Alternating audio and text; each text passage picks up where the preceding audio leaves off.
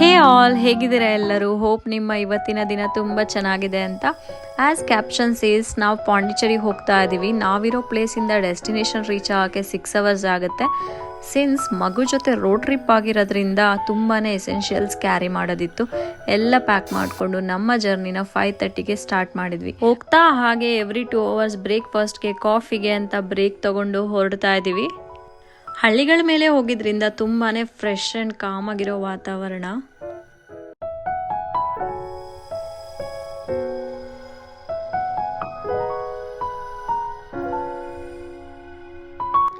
Destination reach ಆಗೋಕೆ ಇನ್ನು 500 meters ಇತ್ತು. ಆ್ಯಂಡ್ ಇಲ್ಲಿ ನೋಡಿ, ಕಾರ್ ಮೂಮೆಂಟ್ ನೋಡಿದ್ರೇ ಗೊತ್ತಾಗುತ್ತೆ ರೋಡ್ ಎಷ್ಟು ವರ್ಸ್ಟ್ ಆಗಿದೆ ಅಂತ.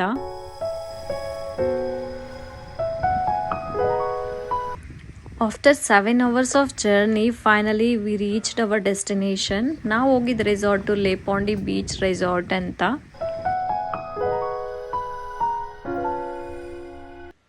ವ್ಯೂ ಎಲ್ಲ ತುಂಬಾ ಪಾಸಿಟಿವ್ ಆ್ಯಂಡ್ ಕಾಮ್ ವೈಬ್ಸ್ ಕೊಡ್ತಾ ಇದೆ.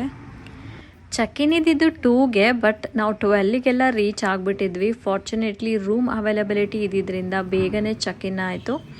ಕ್ವಿಕ್ಕಾಗಿ ರೂಮ್ ಟ್ಯೂರ್ ನಿಮಗೋಸ್ಕರ.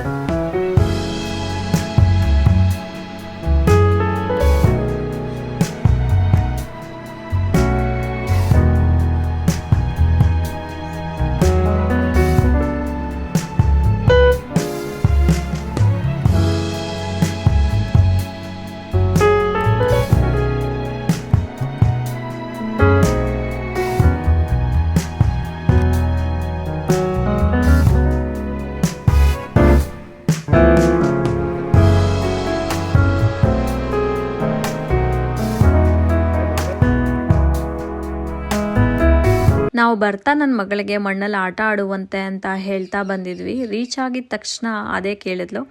ಸೊ ಬೀಚ್ ಹತ್ರ ಹೋಗ್ತಾ ಇದ್ದೀವಿ.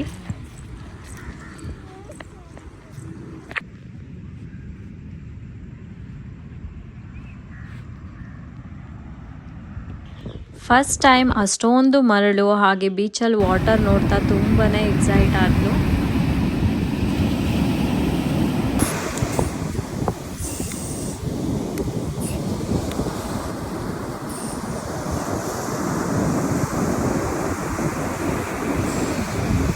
ತುಂಬ ಹೊತ್ತು ಬೀಚ್ ಹತ್ರ ಟೈಮ್ ಸ್ಪೆಂಡ್ ಮಾಡಿದ್ವಿ. ಲಾಂಗ್ ಜರ್ನಿ ಆಗಿದ್ರಿಂದ ತುಂಬಾ ಟಯರ್ಡ್ ಫೀಲ್ ಆಗ್ತಾ ಇತ್ತು.